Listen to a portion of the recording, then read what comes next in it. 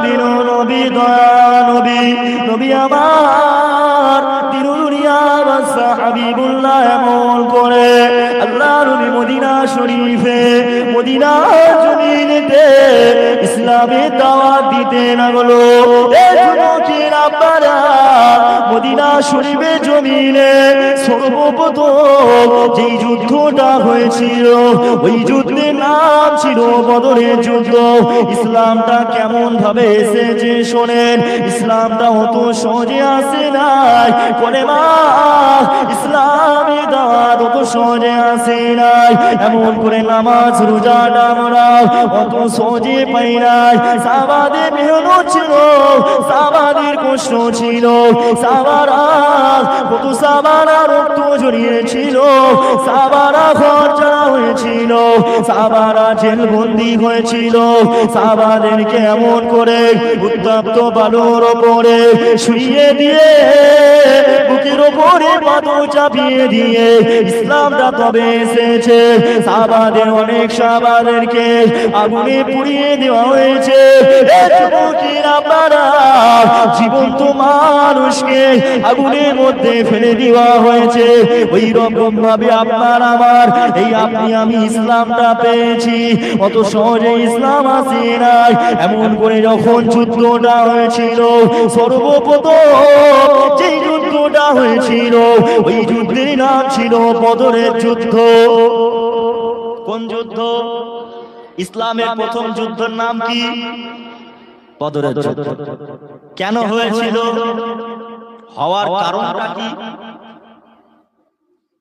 হওয়ার কারণ আল্লাহর হাবিব মক্কা ছেড়ে চলে গেছে। আবু জেল বলছে, আবু জেল গর্জন দিয়ে দিয়ে বলছে মক্কার মানুষদেরকে, তার চালাদের বলছে, শোনো তোমরা কি ভেবেছো মুহাম্মদ পালিয়ে গেছে আমি ছেড়ে দেবো? মদিনায় গেছে, মদিনা তো ওকে ছাড়বো নি, মদিনাও ছাড়া করবো। যেমন মক্কা ছাড়া করেছি ওই রকম মদিনাও মুহাম্মদকে ছাড়া করবো। আবু জেল গর্জন দিচ্ছে, রেগে ফায়া। আবু জেল সঙ্গী সাথীদেরকে নিয়ে বেরিয়ে পড়েছে মক্কা শরীফ মদিনা শরীফে গেছে। যুদ্ধ কোথায় হয়েছিল? বদরের যুদ্ধ মদিনাতে। সঙ্গী সাথী নিয়ে টোটাল 1000-এর ঊর্ধ্বে,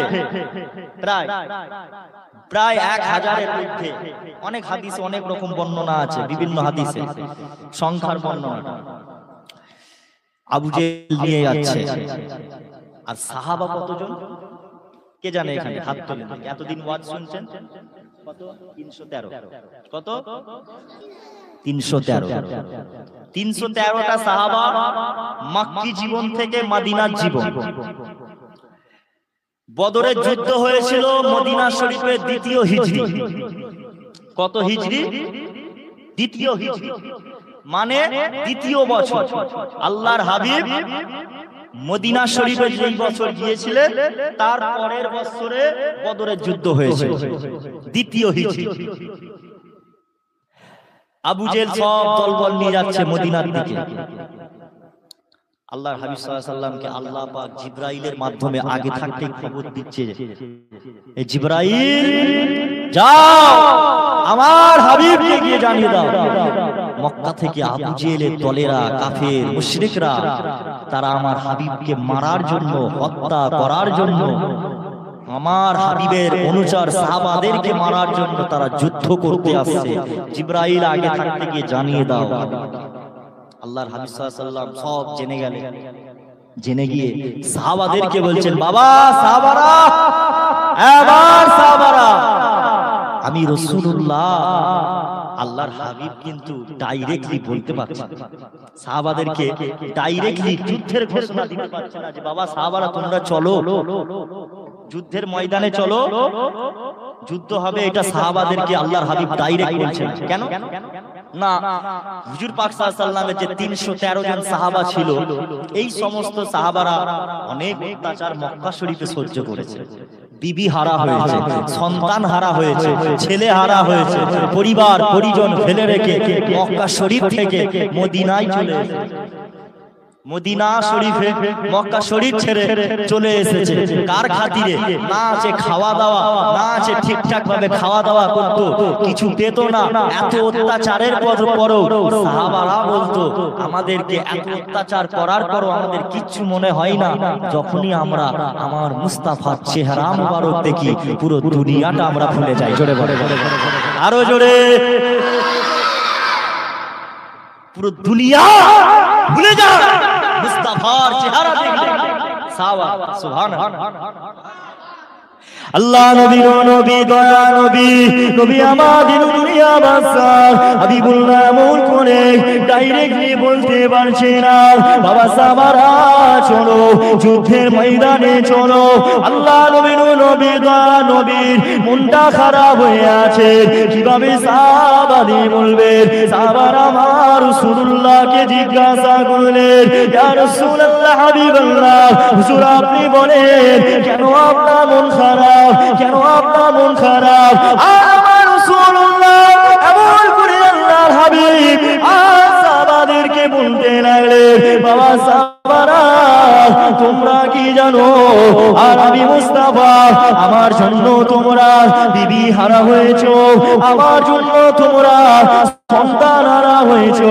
বাবা সাহাবারা আবু জেহেল উতবা সাইবারা আর আমি রাসূলুল্লাহকে হত্যা করার জন্য মারার জন্য আবু জেহেলের লোকেরা আমাকে মারার জন্য মদিনা শরীফে আসতেছে।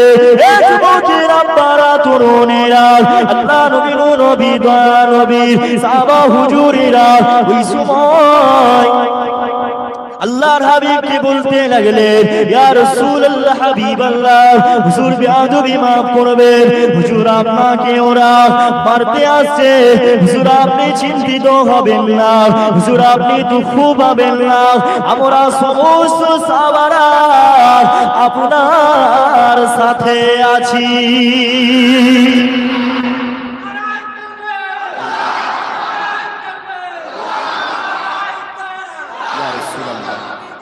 জিন্দাবাদ জিন্দাবাদ। আল্লাহর হাবিবকে সাহাবারা বলছে, ইয়া রাসূলুল্লাহ আপনি চিন্তিত হবেন না, আমরা আপনার সাথে আছি। আল্লাহর হাবিব সাল্লাল্লাহু আলাইহি ওয়াসাল্লাম মনে মনে একটু সন্দেহ করতে লাগলেন, অন্তরে সন্দেহ করছে যে এখন তো সাহাবারা বলছে হ্যাঁ আপনার সাথে আছি, তারপরে যদি আমাকে ছেড়ে পালিয়ে যায় এরা যুদ্ধের ময়দানে। হুজুর পাক সাল্লাল্লাহু আলাইহি ওয়াসাল্লাম মনে মনে একটু সন্দেহ পোষণ করছে, যদি ছেড়ে চলে যায় তখন কি হবে? যুদ্ধ করতে গেলাম, যুদ্ধের ময়দান থেকে সব পালাই। আল্লাহর হাবিব সাল্লাল্লাহু আলাইহি ওয়াসাল্লামের মনের অবস্থাটা সাহাবারা বুঝতে পারছে।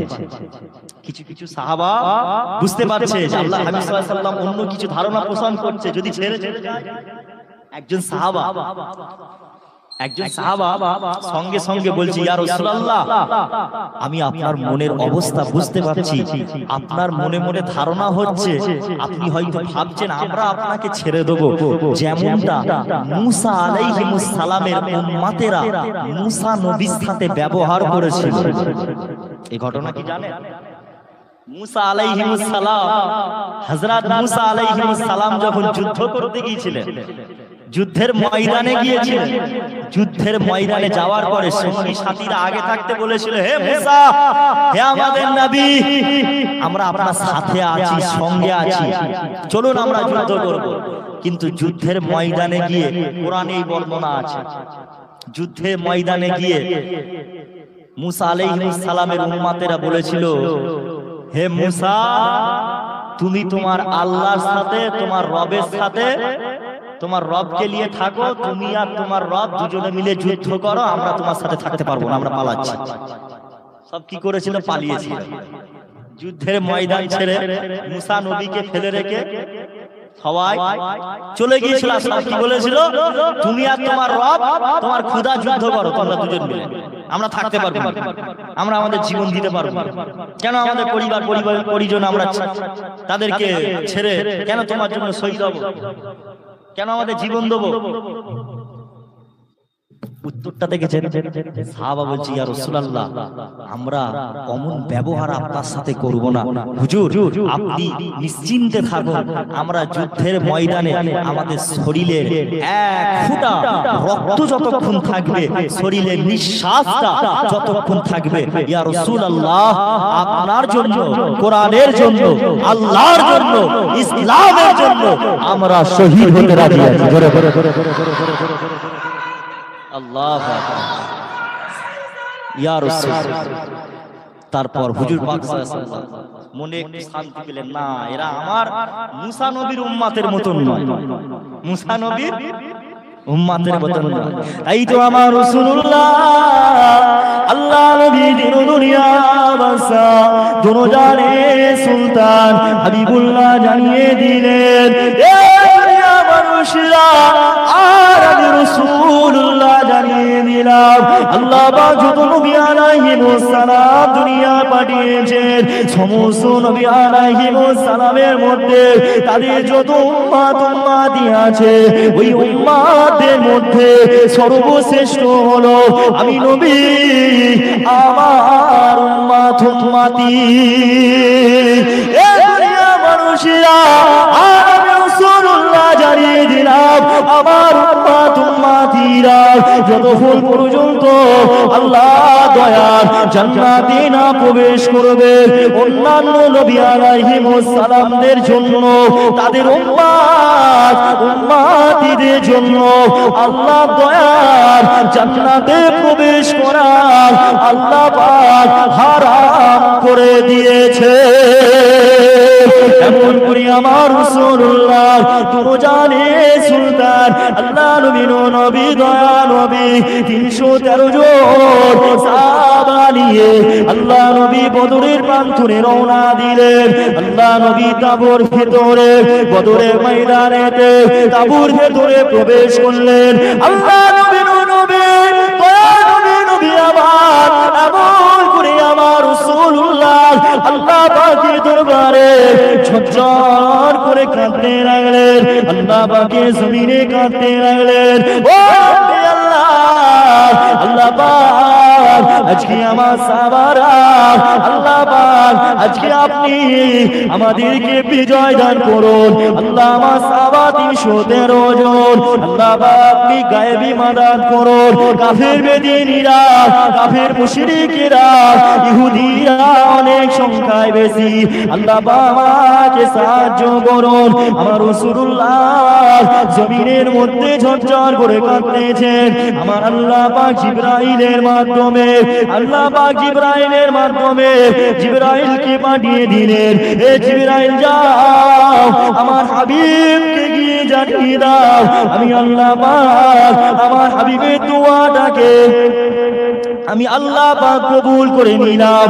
এমন করে আমার রাসূলুল্লাহ দুরজানে সুলতান হাবিবুল্লাহ সাল্লাল্লাহু আলাইহি সাল্লাম এমন করে মাথাটা সাহাবারা আসলে, ইয়া রাসূলুল্লাহ হাবিবাল্লাহ, হুজুর আপনি কাঁদবেন না, হুজুর আপনি কাঁদবেন না, হুজুর আপনি মাথা খানা তুলুন, হুজুর আপনার সাহাবারা, হুজুর সাহাবারা সবাই দাঁড়িয়ে গেছে। আবু বকর হুজুর আছে, ইয়া রাসূলুল্লাহ হাবিবাল্লাহ, হুজুর আপনি কাঁদবেন না, হুজুর আপনি ময়দানেতে চলুন।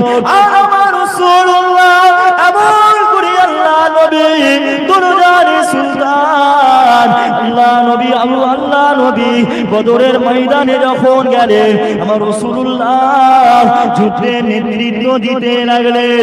এমন করে দেখা যায় আল্লাহ পাকের অসংখ্য ফেরেশতারা আসমান থেকে বদরের প্রান্তরে আল্লাহর ফেরেশতারা নেমে আসে। আমার রাসূলুল্লাহ ওই সময়, আমার রাসূলুল্লাহ বদরের ময়দানে সাহাবা হুজুরদের বলতে লাগলেন, সাহাবা হুজুরেরা সবাই বলতে লাগলো, ইয়া রাসূলুল্লাহ হাবিবাল্লাহ, হুজুর আপনি চিন্তিত হবেন না, হুজুর আমাদের কাছে কোনো তলোয়ার নাই, হুজুর আমাদের কাছে কোনো যুদ্ধের পোশাক নাই, হুজুর আমাদের কাছে খেজুর গাছের ডাল আছে। ইয়া রাসূলুল্লাহ হাবিবাল্লাহ, আমরা এই খেজুর গাছের ডাল নিয়ে যুদ্ধ করব। ঈমান দেখে, ঈমান। হুজুর আমরা এই খেজুর গাছের ডাল দিয়ে যুদ্ধ করব, ওদের হাতে কাফেরদের হাতে কি আছে? তলোয়ার। যুদ্ধে তলোয়ার আছে, কাফেরদের হাত, কাফেরদের মাথায় হেলমেট পরে আছে, লোহার পোশাক পরে আছে, জামা পাঞ্জাবি পরে যুদ্ধ করছে খেজুর গাছের ডাল নিয়ে। তুমি আমি মুসলমান বাউরিয়ার ছেলেরা, বাউরিয়ার লোক যদি বেধর্মীদের সাথে অন্য কোন জালিমদের সাথে যদি যুদ্ধ হয়, ইসলাম ইসলামিক বিষয় নিয়ে যদি মারামারি হয়, এবার নবী পাক সাল্লাল্লাহু আলাইহি ওয়াসাল্লামের বিরুদ্ধে কেউ কোনো কটূক্তি করেছে, সেই বিষয়ে যদি আন্দোলন প্রতিবাদ করতে গিয়ে যদি মারামারি হয়, অন্য দলের হাতে যদি তলোয়ার থাকে, বাউরিয়ার লোক কি ওই ডালপালা নিয়ে গিয়ে বাঁশ কেটে নিয়ে গিয়ে যুদ্ধ করবে, মারামারি করবে? ছুরি তলোয়ারের সাথে বাঁশ কেটে নিয়ে মারামারি করবে কেউ? তলোয়ার দিয়ে একটা মারলেই তো বাঁশ টুকরো হয়ে যাবে। বুঝতে পারছেন? সাহাবাদের ঈমান দেখেন, আমরা ভয় করি। কারণ কেন বলেন তো? আমাদের ঈমান কমজোর। আমাদের কি ঈমান কমজোর আছে, আমরা ভয় করব। কিন্তু সাহাবারা ভয় করছে না, সাহাবারা খেজুর গাছের ডাল দিয়ে যুদ্ধ করছে, খেজুর গাছের ডাল দিয়ে যুদ্ধ করছে। আল্লাহর হাবিব সাল্লাল্লাহু আলাইহি ওয়াসাল্লাম আবু বকর হুজুরকে বলছে, বাবা আবু বকর, আমি মুস্তাফা দেখতে পাচ্ছি বদরের ময়দানে পা রাখার মতন জায়গা খুঁজে দেখতে পাচ্ছি না। জোরে বলো। আল্লাহর আসমান থেকে এত ফারিস্তা নেমে এসেছে, এত আল্লাহ ফারিস্তা পাঠিয়েছে, আমি মুস্তাফা দেখছি আল্লাহর ফেরেশতারা সব যুদ্ধ করছে। জোরে বলো সুবহানাল্লাহ। বদরের ময়দানে ফেরেশতারা নেমে এসে যুদ্ধ করেছিল। 313 জন সাহাবাদের ঈমান এত মজবুত ছিল, তারা খেজুর গাছের ডাল নিয়ে যুদ্ধ করছে। সেই যুদ্ধকে সাহাবারা বিজয় করে দিলেন। আমার আল্লাহ পাক সেই যুদ্ধে ইসলামের বিজয় করলেন। জোরে বলেন সুবহানাল্লাহ। কিন্তু অনেক যুদ্ধে, কিছু যুদ্ধে সাহাবারা, কিছু সাহাবারা পালিয়ে গিয়েছিল, কিছু সাহাবারা পালিয়ে গিয়েছিল। সাহাবাদের আল্লাহর প্রতি ভরসা উঠে গিয়েছিল। সব সময় তো আর জয়ী হলে হয় না, কিছু সময় বিজয় আপনার হারও হতে হয়। দিন আপনার যদি ভালো সব সময় যায়, আপনি যদি কোটি টাকার মালিক হন, আল্লাহ যদি আপনাকে 50 কোটি টাকার মালিক করে, তাহলে আপনি আল্লাহকে চিনতে পারবেন। কোটি টাকার মালিক করলে আল্লাহকে আর আপনি চিনতে পারবেন না। আপনি কখন চিনতে পারবেন? আপনি সুখে আছেন, যখন সুখে আছেন, আনন্দে আছেন, তখন আল্লাহকে চিনছেন না।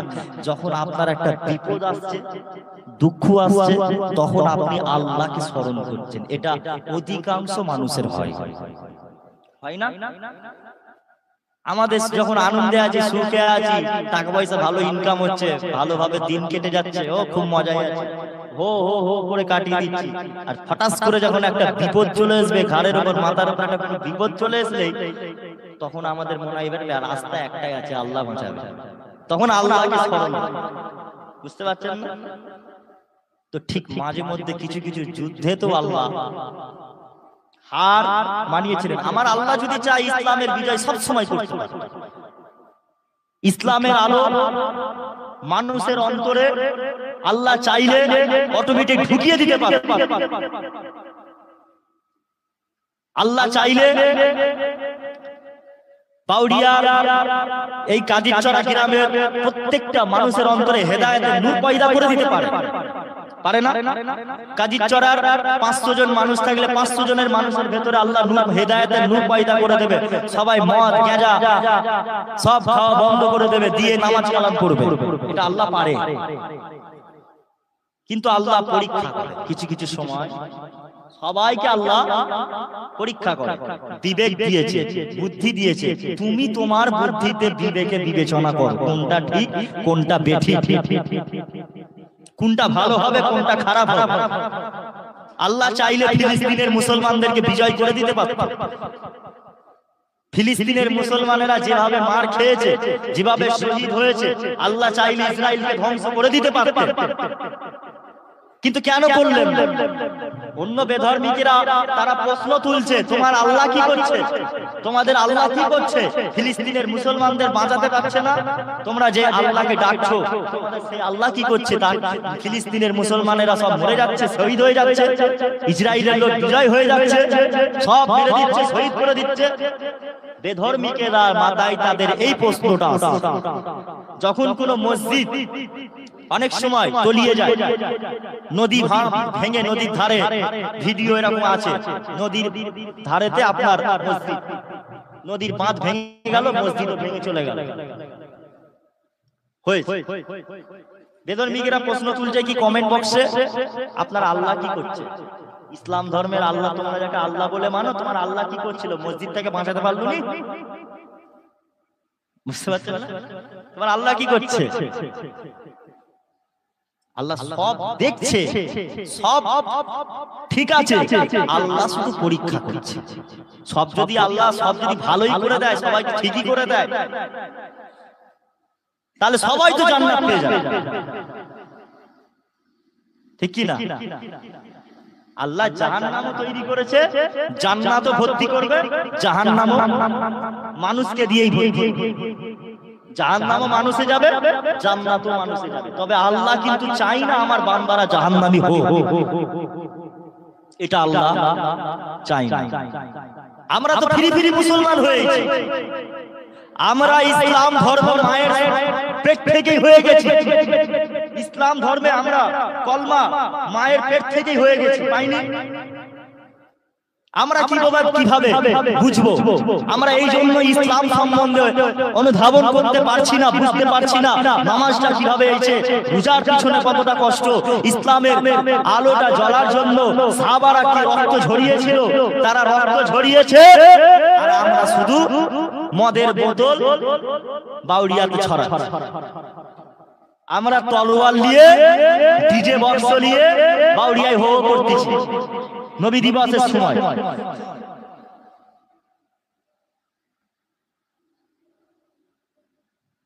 বক্স বাজাও না, অসুবিধা নাচ চলো, ভালো ভালো নাচ চলো। আমরা কি করি?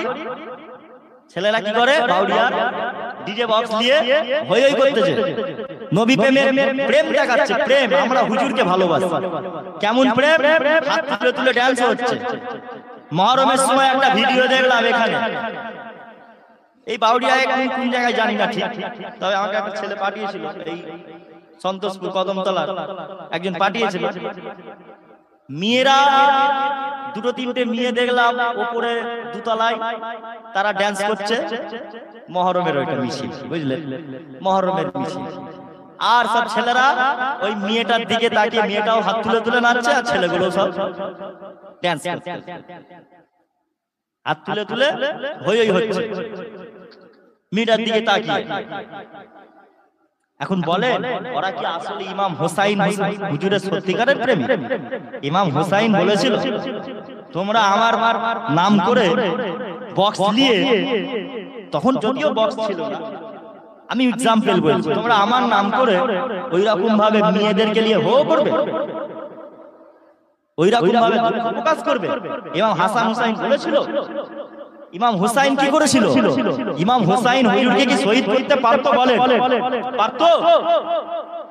আপনাদের পাশে আশপাশে আছে, আশপাশে মহরমের এরকম পার্টি আছে?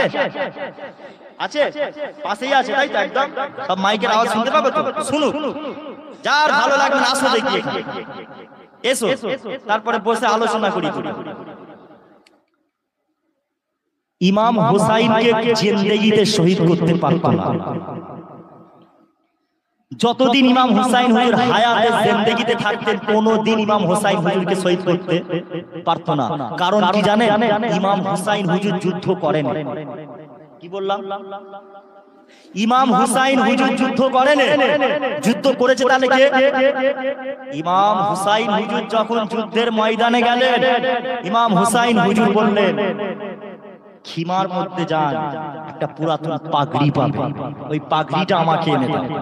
খিমার মধ্যে যান, একটা পুরাতন চাদর পাবে, ওই চাদরটা আমাকে এনে দাও। খিমার মধ্যে যান, একটা পুরাতন তলোয়ার পাবে, ওই তলোয়ারটা এনে দাও। যে তলোয়ারটা ছিল, যে পাগড়ি মুবারকটা ইমাম হুসাইন মাথায় পরে, হুজুর মাথায় পরে বলতে লাগলেন, তোমরা কি জানো এই পাগড়িটা কার? এই পাগড়িটা হলো আমার নানা জান হযরত মুহাম্মদ সাল্লাল্লাহু আলাইহি ওয়াসাল্লামের পাগড়ি মুবারক। জোরে বলে। এই চাদরটা কি জানো? এই চাদরটা কার? আমার আম্মা জান খাতুনে জান্নাত হযরত ফাতেমাতুজ জোহরা রাদিয়াল্লাহু তাআলা আনহার চাদর মুবারক। তোমরা কি জানো এই তলোয়ারটা কার? এই তলোয়ারটা হলো আমার আব্বা জান শেরে খোদা হযরত মাওলা আলী রাদিয়াল্লাহু তাআলা আনহুর তলোয়ার। আরে দুনিয়ার মানুষের শক্তি নাই মুস্তাফার পাগড়িকে হারাবে এমন কোন ক্ষমতা নাই। মুস্তাফার পাগড়িকে হারাবে, ফাতেমার চাদরকে হারাবে, আলী তলোয়ারকে, জুলফিকার তলোয়ারকে হারাবার মতো কোন ক্ষমতা নাই। ইমাম হুসাইন হুজুর যতগুলোই পাগড়ি, যতগুলোই তলোয়ার, যতগুলোই চাদর নিয়ে যুদ্ধ করেছিলেন, ইমাম হুসাইন হুজুরের কাছে কেউ টেক্কা নিতে পেরেছিল না। যতক্ষণ যুদ্ধ করেছে সবাইকে একটা একটা একটা করে সব জাহান্নামে পাঠিয়েছে। ইমাম হুসাইন হুজুরকে শহীদ করলো কখন? নামাজ পড়া অবস্থায়। কি অবস্থায়? আসরের ওয়াক্ত হয়ে গেল, ইমাম হুসাইন হুজুর বললেন, এজিদ বাইনি, এজিদের লস্করেরা, তোমরা নামাজ পড়ে নাও, নামাজের ওয়াক্ত হয়ে গেছে। তারা বলেছিল, হুসাইন তোমার নামাজ তুমি পড়ো, আমাদের পড়ার লাগবে না। ইমাম হুসাইন রাদিয়াল্লাহু তাআলা হুজুর নামাজ পড়তে দাঁড়ালেন। ইয়াজিদের লোকেরা চিন্তা করতে লাগলো, এই সময় যদি ইমাম হুসাইনকে না মারতে পারি তো জিন্দেগিতে কোনোদিন মারতে পারবো না। নামাজ পড়া অবস্থায় ছাড়া মারতে পারবো না। যেমন হুসাইনকে মারা অত সহজ নয়, তেমন ফারুকে আযম ওমর ফারুক হুজুরকেও ডাইরেক্টলি মারাটাও অত সহজ ছিল না। ওমর ফারুক হুজুরকেও নামাজ পড়া অবস্থাতেই শহীদ করেছিল। কথা বুঝতে পারছেন? ইমাম হুসাইন হুজুর নামাজ পড়ার জন্য শহীদ হয়েছে, নামাজ ছাড়েন। ইমাম হুসাইন হুজুরও জানতেন যদি নামাজ পড়িয়ে আমাকে শহীদ করে দেবে, তো ইমাম হুসাইন হুজুর ওই নামাজটা কাজা করতে পারতো না। যে বাবা এখন যুদ্ধ করছি, এখন করে জিতে নি, সবাইকে মেরে দিই, এই যুদ্ধটা জিতে নিয়ে তারপরে না নামাজটা পড়বো। তাহলে কি করছে? আগে নামাজটা আদায় করে নিচ্ছে। এই ছিল মহব্বত, এই ছিল কি ভালোবাসা। তুমি খালি প্রেম দেখালে হবে? তুমি প্রেম দেখাচ্ছ হুসাইনকে ভালোবাসো, তুমি প্রেম দেখাচ্ছ মুহাম্মদ সাল্লাল্লাহু আলাইহি ওয়াসাল্লাম হুজুরকে ভালোবাসো। মদের বোতল নিয়ে আর মদ খেতে খেতে বলছে আমি হুজুরকে ভালোবাসি। বুঝতে পারছেন না? মদ খেতে খেতে বলছে হুজুরকে ভালোবাসি। বাবেরা নওজোয়ান তরুণেরা, আসিন আল্লাহ নবী নবী দয়া নবী, দিন দুনিয়া বাসা দোনো জানে সুলতান। আল্লাহ নবী নবী দয়া নবী, এমন করে বদরের ময়দানে সাহাবারা বিজয় হয়ে গেল। সাহাবাদের উপরে অত্যাচার শুরু হয়ে গেল। কাফের বেদিনেরা সাহাবাদের মারার প্ল্যান করতে লাগলো। এক একটা সাহাবা করে আল্লাহ নবী সাহাবাদের উপরে অত্যাচার শুরু করে দিল। খাওয়া হতো না ঠিকভাবে সাহাবাদের, এমন করে তাদের যারা বিবিরা এমন করে ইসলাম ধর্ম, ইসলামে অনুসারী হয়ে গিয়েছিল, তাদের উপরে অত্যাচার শুরু করে দেয়। এই যুবকেরা, তরুণীরা, আমার রাসূলুল্লাহর দিওয়ানারা, আল্লাহ নবী সাহাবারা তবুও ইসলাম থেকে দূরে সরে যায়নি। আমার রাসূলুল্লাহ এই রক্ত ঝরিয়ে সাহাবারা নিজেদের জীবনটাকে ইসলামের জন্য উৎসর্গ করে আজকে আমরা ইসলাম পেয়েছি। অত সহজে আমরা ইসলাম পেয়েছি। তারা ইসলামটা পাওয়ার সময় কেউ ছিল মুশরিক, কেউ ছিল কাফের, কেউ ছিল মূর্তি পূজারী, কেউ মূর্তি পূজারী ছিল। ওই মূর্তি পূজা ছেড়ে ইসলাম পেয়েছে। আর আমরা মায়ের গর্ভ থেকেই তো ইসলাম পেয়েছি, তাই আমরা ইসলামের মর্মটা বুঝছি না, নামাজের মর্যাদা বুঝছি না, আপনার রোজা মর্যাদা বুঝছি না। আমরা দুনিয়ার জমিনে আমরা মদ খাচ্ছি, জুয়া খেলছি, আপনার গাঁজা খাচ্ছি, সুদ খাচ্ছি, অথচ আমার রাসূলুল্লাহ আল্লাহ পাক ডাইরেক্ট কুরআন পাকের মধ্যে আল্লাহ মদকে হারাম করেছে, জুয়াকে আল্লাহ হারাম করে দিয়েছে, লটারি খেলাকে আল্লাহ হারাম করে দিয়েছে। আপনাদের এলাকায় লটারি খেলা হয় কি? কেউ লটারি খেলে? প্রচুর বলে প্রচুর। লটারির টিকিট কাটে, লটারির টিকিট কাটে কি একটা 10 টাকা 20 টাকা দিয়ে নাম্বার কি হলে পারে কি টাকা পায়, তাই তো? অনেক সময় আবার 20 টাকাও নাকি পেয়ে যায়, 50 লাখ 60 লাখ পেয়ে যাবে। ওই 50-60 লাখ টাকার লোভে পড়ে, 10 লাখ টাকার লোভে পড়ে ডেইলি লটারি কাটে, ডেইলি যা প্রত্যেক দিন কোচি বলে ডেইলি লটারি। ও তো জানে না ডেইলি কথাটা ইংরেজি ভাষা, মাঝে মধ্যে ইংলিশও বেরিয়ে যায় মুখ দিয়ে। প্রচলিত আল্লাহর হাবিব সাল্লাল্লাহু আলাইহি ওয়াসাল্লাম আপনার ডাইরেক্ট মদটাকে হারাম করে দিয়েছে, জুয়া আল্লাহ হারাম করে দিয়েছে, জুয়া খেলা যাবে না, লটারি কাটা যাবে না, হারাম হারাম হারাম। এই হারামগুলো বন্ধ করতে তারা রক্ত ছড়িয়েছে, তারা তাদের জীবন দিয়েছে, আর আমরা এই হারামগুলো আরো বেশি বেশি করে পালন করছি।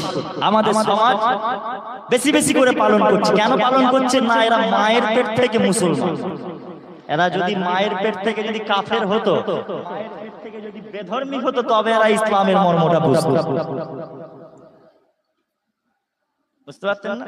বেধর্মী হয়ে তারপর যদি আবার ইসলাম ধর্মে আসতো, মার খেত, এলাকা ছাড়া হতো, অনেক কিছু অত্যাচার হতো, তারপরে আপনার ইসলামের মর্ম বুঝতো। কারণ এই সময় যদি একটা হিন্দু পাড়া, একটা হিন্দু লোক যদি ইসলাম ধর্ম প্রচার করে, তার পরিবার কখনো তাকে তার বাড়িতে রাখবে না, হয় তার উপরে মারধর হবে, টর্চার হবে, অত্যাচার হবে, বাড়ির লোকও করবে, এলাকার মানুষ চাপ দেবে, দেখা যাবে গ্রাম ছাড়া করে দেবে। এমন ঘটনা বহু হয়েছে। সেই ব্যক্তিটা ইসলাম ধর্মের মর্যাদা বুঝবে। আমরা বুঝিনি কেন? মায়ের পেট থেকে হয়েছে, বড় হয়েই শুনেছি কলমা, বড় হয়েই শুনেছি মুহাম্মদ সাল্লাল্লাহু আলাইহি ওয়াসাল্লাম আমাদের নবী, বড় হয়েই শুনেছি আল্লাহ বলে একজন আছে। অথচ হযরত বিলাল রাদিয়াল্লাহু তাআলা আনহু ইসলাম ধর্মটা হযরত বিলাল পালন করার পরে হযরত বিলালের উপরে অত্যাচার হয়েছিল। বিলালকে উত্তপ্ত বালির উপরে শুইয়ে দিয়ে হযরত বিলালের উপরে, বুকের উপরে ভারী ভারী বড় বড় পাথর চাপিয়ে দেওয়া হয়েছিল। আমার রাসূলুল্লাহ সাহাবাদের বলতে লাগলেন, আমার সাহাবারা শুনে রাখো, যখন বিলালের বুকের উপরে পাথর চাপিয়ে দিয়েছে, বিলাল তখন আহাদ আহাদ আল্লাহ আল্লাহ বলে ডাকছিল।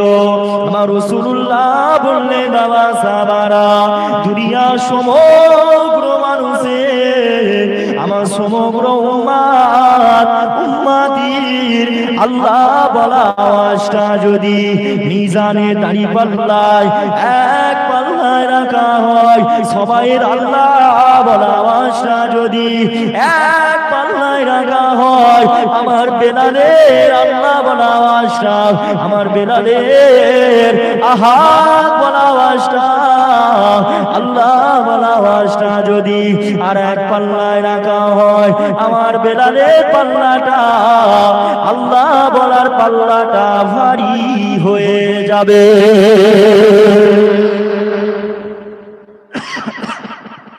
বিলালের সেই আর্তনাদে আল্লাহ বলা বেলালের সেই ইশকের আল্লাহ ওয়ালা আওয়াজ, বেলালের সেই মুহাব্বতের ডাকটা এতই ভারী ছিল যে আমার সমগ্র উম্মতের আল্লাহ বলা আওয়াজ যদি সবাই মিলে যদি আল্লাহ বলে এক পাল্লায় রাখে, বেলালের আল্লাহ বলার পাল্লাটা ভারী হবে। সুবহানাল্লাহ। গলাটা খুসখুস করছে, একটু পানি আনি। তাহলে বাবা, ইসলাম সহজে আসে, ইসলাম অনেক কষ্ট করে ইসলাম এসেছে। এই ইসলামের মর্যাদা আমাদেরকে দিতে হবে। কথা বুঝতে পারছেন? লটারি খেলা ছেড়ে দেন, হারাম। জুয়া খেলা হারাম, মদ খাওয়া হারাম। এখানে যতজন মানুষ বসে আছে সবাই কিন্তু আপনারা আলেম। আপনারা কি চিন্তায় পড়ে গেছে, আমরাও আলেম। হ্যাঁ, আপনারা সবাই আলেম। কেন বলেন তো? কেন বলেন তো? কাউকে কোন দোকানদার যদি পাল্লাতে ওজন কম দেয়, ওজন কম দেয়, তাহলে সেটা কিসের গুনাহ হবে বলেন? সেটা কি চলবে? কি হবে সেটা? হারাম। কি হবে? হারাম। চলবে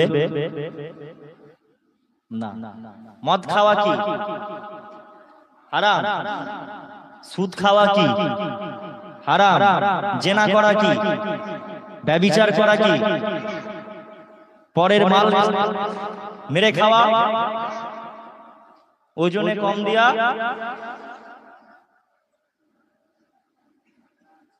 নামাজ পড়া, 5 ওয়াক্ত নামাজ পড়তে হবে না ছাড়তে হবে? সুদ খাওয়া কি?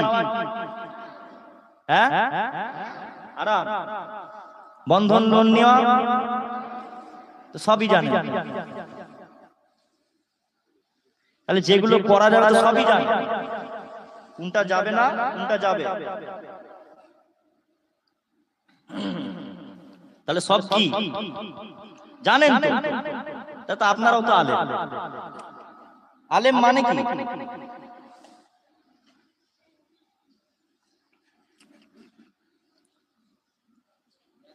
জ্ঞানী।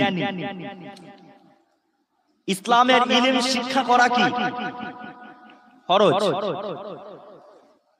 সবাই তো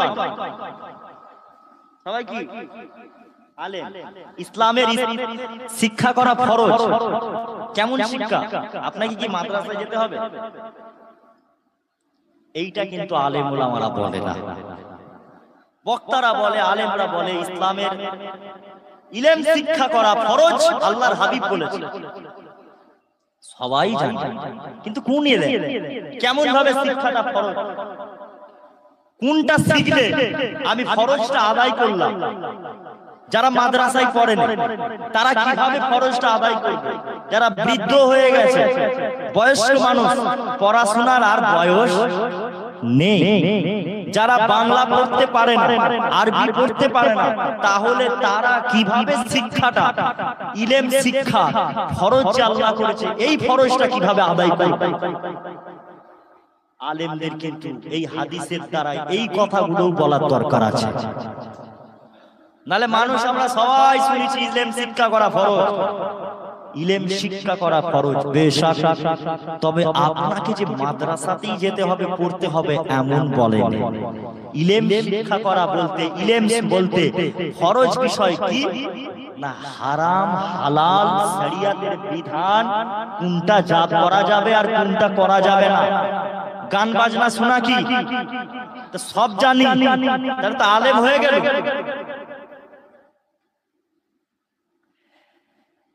ইসলামের শরিয়াতে কিভাবে আপনাকে চলতে হবে, বেঁচে থাকতে গেলে কোনটা করতে হবে, কোনটা ছাড়তে হবে, এই শিক্ষাগুলোই হচ্ছে ফরজ। এই শিক্ষাগুলো অর্জন করা কি ফরজ। যারা করতে পারে না তাদের কর্তব্য কি? ওয়াজ শোনা, কি বক্তব্য শোনা। যারা পড়তে পারে তারা শুনে শুনে শিক্ষা অর্জন করবে। তাহলে একটা মানুষ শিক্ষা অর্জন করতে হলে, হেদায়েত পেতে গেলে একটাই মাত্র পৃথিবীর জমিনের জায়গা আছে, সে জায়গাটা হলো কুরআন হাদিসের মাহফিল। জোরে বলেন সুবহানাল্লাহ। এই মাহফিলে শিক্ষক বসে বসে ওয়াজ করে, ছাত্ররা ওয়াজ শুনে, এইখান থেকেই যদি কেউ মনে করে আমি হেদায়েত পেতে চাই, আমি আমার জীবনকে পরিবর্তন করতে চাই, নিয়ত করে অন্তর থেকে তওবা করে, আল্লাহ পাক তার অন্তরে হেদায়েতের নূর পয়দা করে দেয়। জোরে বলে কথা বুঝতে পারছেন? তাহলে ইলম শিক্ষা সবাইকে করতে হবে। ইলম বলতে আপনাকে ইসলামে কেমন ভাবে চলতে হবে, কোনটা কি করতে হবে, সেগুলো সব শিখে রাখা, জেনে রাখা। নিজের লাইফ পরিবর্তন চেঞ্জ করবেন কিভাবে? আলেম ওলামারা ওয়াজ নসিহত সবাই করছে, বক্তারা আসছে, ওয়াজ হচ্ছে, কিন্তু মানুষ পরিবর্তন হচ্ছে না। কিছু কিছু মানুষের ধারণা এটাও আসছে যে জলসা মাহফিল হয়, টাকা পয়সা এত খরচ করা হয়, কিন্তু সেই কাজির চড়াতে দু কাতার নামাজি রয়ে গেছে। যে লোকটা মদ খেত সে লোকটা মদখোরি রয়ে গেছে, যে লোকটা সুদ খায় সে সুদখোরি আছে। দোষ কাদের? না বক্তাদের। দোষ কাদের? না জলসা কমিটি। কাদের দোষ? জলসা কমিটি। খালি খামাখাই জলসা দিচ্ছে, কিচ্ছু লাভ নেই।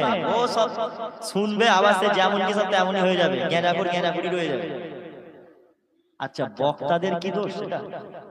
আমাদের দোষ। আমরা হেদায়েতের মালিক। হেদায়েতের মালিক কে? আর পরিবর্তন হওয়ার মালিক কে? পরিবর্তন হওয়ার মালিক আমরা। বান্দা পরিবর্তন হবে নিজেকে। পরিবর্তন হবে কি? নিজেকে আগে তওবা করতে হবে, নিজেকে আগে নিয়ত করতে হবে, আমি মদ খাওয়া ছাড়বো।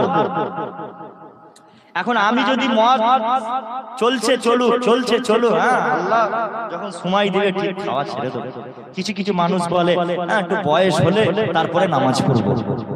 কিছু কিছু মানুষ বলে বয়স হলে নামাজ পড়বো। ওই মানুষটা কি বয়স হবে ও আর একটা মিনিট বেঁচে থাকবে গ্যারান্টি আছে? আলফা যেখানে 1 সেকেন্ড কথা বলতে পারবে গ্যারান্টি আছে? আপনারা ঘরে ফিরে যাবেন গ্যারান্টি আছে? নেই। তার মানে নামাজ যদি পড়তে চান আপনাকে নিয়ত করতে হবে, মদ যদি আপনি ছাড়তে চান আপনাকে অন্তর থেকে আগে তওবা করতে হবে, আমি মদ আজ থেকে আর খাবো না। যাও, যেটা আল্লাহ হারাম করেছে সেটাকে আমি আজ থেকে বর্জন করে দিলাম, আজ থেকে আর আমি মদ খাবো না, যতই যাই হয়ে যাক মদের বোতল আজ থেকে আমি আর ছুঁবো না। এই নিয়তটা যখন আপনি করবেন, অন্তর থেকে খালেস নিয়তে তওবা করবেন, তখন তো আল্লাহ আপনার অন্তরে হেদায়েতের নূর তবে দেবে। বুঝতে পারছেন? আপনি তো আগে ইচ্ছাটাই করেন না যে আমি ছাড়বো মদ খাওয়া। আপনি ওয়াজ শুনছেন, লটারি কাটা হারাম, হুজুর বলে গেল, ঠিক আছে যা চলছে চলুক। লটারি কাটা হারাম থেকে, হারাম তো কি হয়েছে? হারাম তো কি হয়েছে? কবিরা, বড় গুনাহ। তো এই পরিবর্তন হতে গেলে আপনাকে এই সমস্ত বিধি বিধানগুলো সব ছাড়তে গেলে আপনাকে আগে আপনার অন্তরকে আগে খালেস দিতে তওবা করে আপনাকে আগে নিয়ত করতে হবে, আল্লাহ আমি আর করব না, আল্লাহ আমি কাল থেকে নামাজ পড়বো, আল্লাহ অনেক নামাজ ছেড়েছি না, কাল থেকে আসরের নামাজ পড়ব, যতই যাই হোক মসজিদে চলে আসরের নামাজটা পড়েই যাব। মসজিদের পাশ দিয়ে যাচ্ছেন, আপনি যদি না, আপনার যদি মনে না হয় ইমাম সাহেব নামাজ পড়ে মসজিদের পাশ দিয়ে, আপনি যাচ্ছেন, আপনার যদি না মনে হয় যে না নামাজটা পড়বো, যদি অন্তরে মনে হয় তবে তো আপনি পড়তে পারবেন, আর যদি না চলে যাচ্ছি যাই এখন পরে পড়বো। তার মানে কি বুঝে গেল? আপনার ইচ্ছাটা আসলো না, আপনি আগে নিজে ইচ্ছা পোষণ করলেন না। যদি আপনি ইচ্ছাটা পোষণ করতেন, যদি আপনি মন করতেন নামাজটা পড়বো, তাহলে আপনি নামাজ পড়তেন। নামাজ পড়ার পরে আল্লাহ আপনার অন্তরে একটা শান্তি প্রশান্তি দিত, একটা নূর পয়দা করে দিত হেদায়েতের। জোরে বলে আপনি অটোমেটিক 5 ওয়াক্ত নামাজি হয়ে গেলেন। কথা কি ক্লিয়ার? তাহলে হেদায়েত পেতে গেলে আগে নিজেকে পরিবর্তন হতে হবে। হেদায়েত পেতে গেলে কি করতে হবে? আগে নিজেকে পরিবর্তন হতে হবে। তাই বাপ নিজেকে আগে চেঞ্জ করে, নিজের লাইফ, নিজের গুনার কথা ভাবে। আমি গুনাহগার, আমি খাতাগার, আমি অনেক বড় গুনাহ। আমরা ইসলাম পেয়েছি অনেক সহজে না, এভাবে দিনকাল কাটালে হবে না। তো আল্লাহর দিকে ফিরে যাই। বুঝতে পারছেন? মুসলমান ঘরে ছেলে মেয়েরা, আপনারা তরুণেরা, এ নবী পাকের প্রেমিকেরা, আল্লাহ নবী নবী দয়া নবী নবী আমার দিন দুনিয়া বাসা দুজানি সুলতান আল্লাহ নবী দেখানো পথে আমাদের চলতে হবে। আমার রাসূলুল্লাহ যেগুলো আদেশ করেছে ওইগুলো মেনে চলতে হবে। আমার রাসূলুল্লাহ যেগুলো নিষেধ করেছে ওইগুলো ছেড়ে দিতে হবে। এই তো আমার রাসূলুল্লাহ আল্লাহ নবী নবী দয়া নবী ইসলাম প্রচার করার পরে আমার আল্লাহ ইসলামের আলোটাকে আল্লাহ পাক দুনিয়া জমিনে ছড়িয়ে দিলেন। ইসলামের আলো ছড়িয়ে যাওয়ার পরে আল্লাহ নবী নবী দয়া নবীর 63 বছর যখন বয়স হলো, আল্লাহ নবীর শরীরটা আস্তে আস্তে অসুস্থ হয়ে গেল। আল্লাহ নবী নবী দয়া নবীর নবী পাক সাল্লাল্লাহু শরীরটা অসুস্থ হয়ে যাওয়ার পরে আল্লাহ নবী অসুস্থ শরীর নিয়ে বাড়ির মধ্যে রইলেন।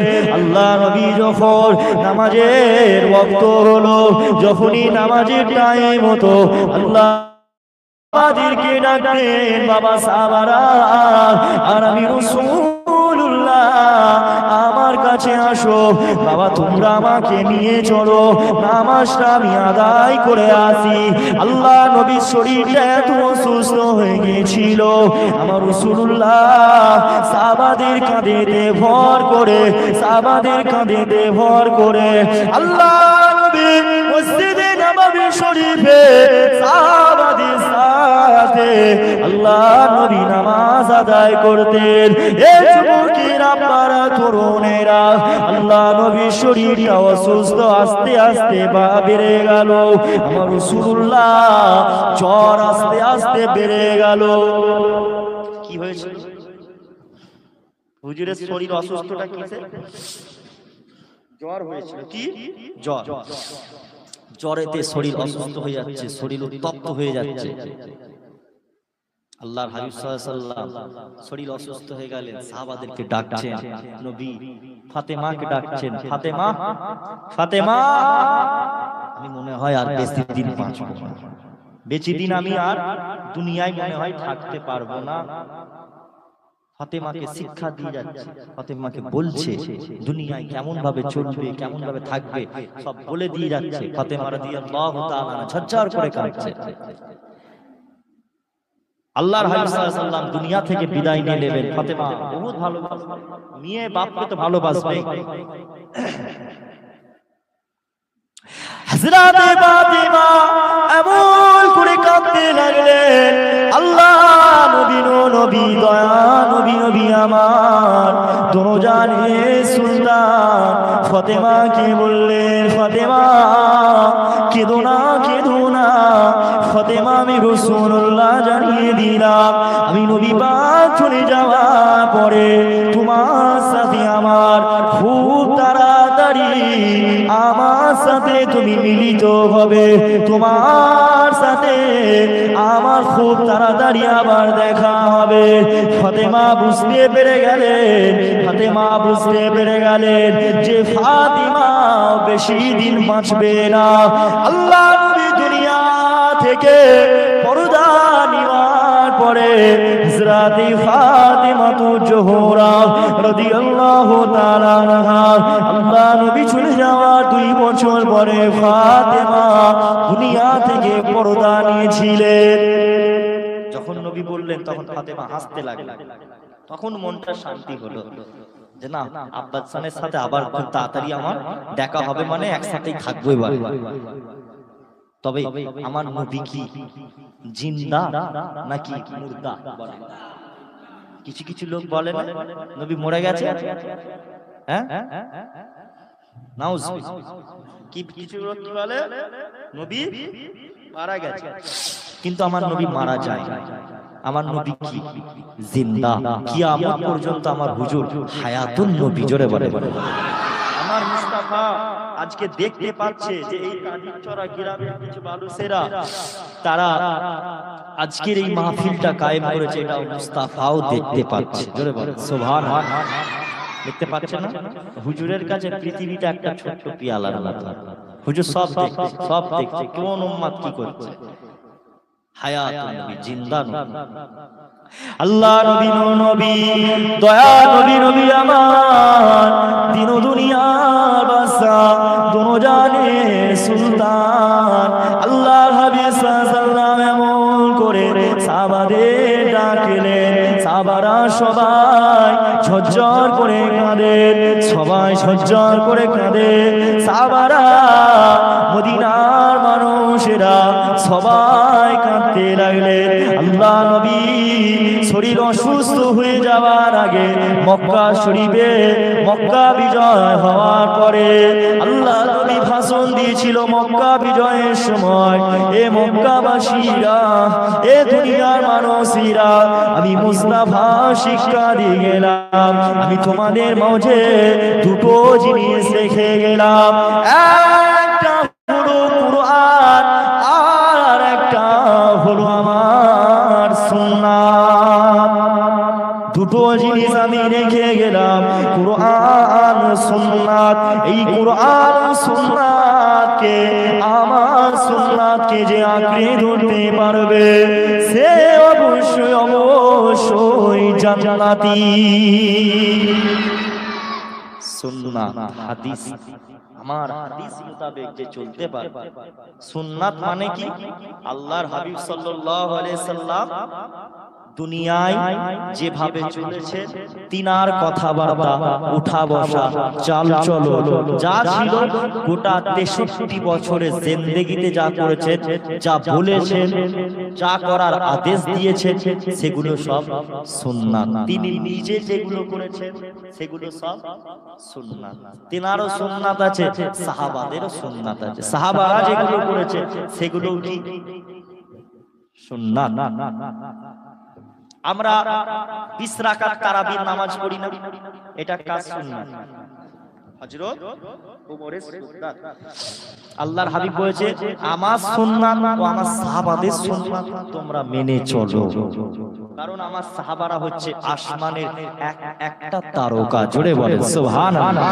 একটা সাহাবা একটা তারকা, একটা সাহাবা আর একটা তারকা, আর মুস্তাফা হলেন চাঁদ। জোরে বলেন সুবহানাল্লাহ।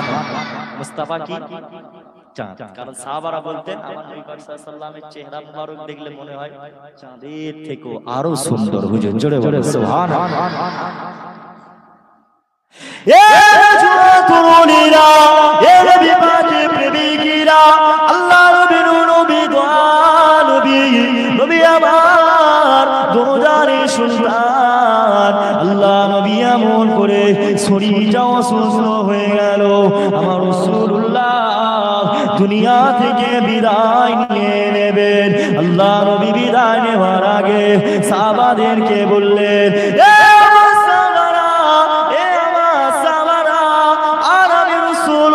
জানিয়ে দিলাম তোমরা আমার সুন্নাতকে আঁকড়ে ধরবে। আজকে দুনিয়া মানুষেরা আমার রাসূলুল্লাহ সুন্নাতকে আমরা মাটিতে পুঁতে দিচ্ছি, আমরা ইসলামটাকে মাটিতে পুঁতে দিচ্ছি। তার মানে হচ্ছে ইসলামটাকে মাটিতে পুঁতে দিচ্ছি, তার মানে হচ্ছে আমরা ইসলামের বিধিবিধানগুলো, ইসলামের হুকুমগুলো, ইসলামের আগামগুলো আমরা সবাই পালন করছি না। তরুণীরা, কেন আমরা পড়ছি না?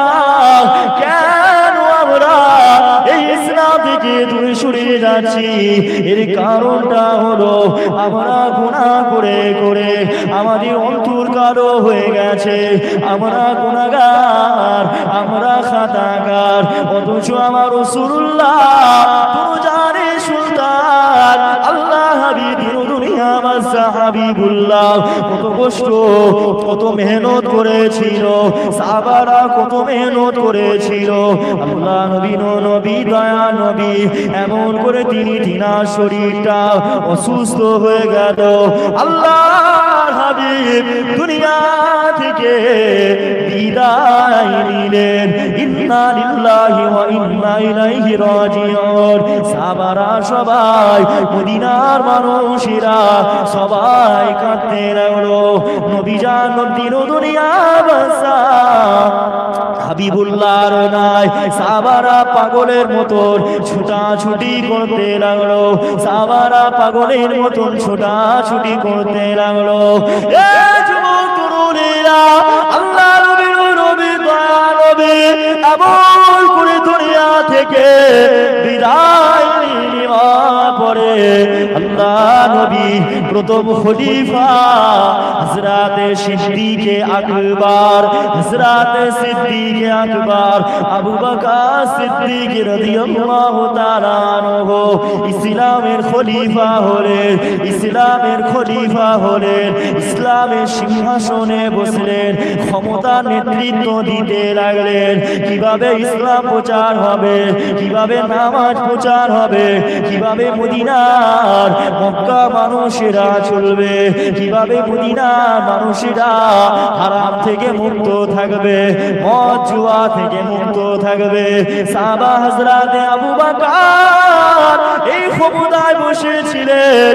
তারপরে আবু বকরের পরে ওমর, উসমান, আলী পরস্পর এমন ভাবে ইসলামের খলিফা ছিল, ইসলামের শাসন করেছিল। আজও সেই রাজতন্ত্র চলছে। তবে বর্তমান যারা আছে তারা হচ্ছে সব বেঈমান।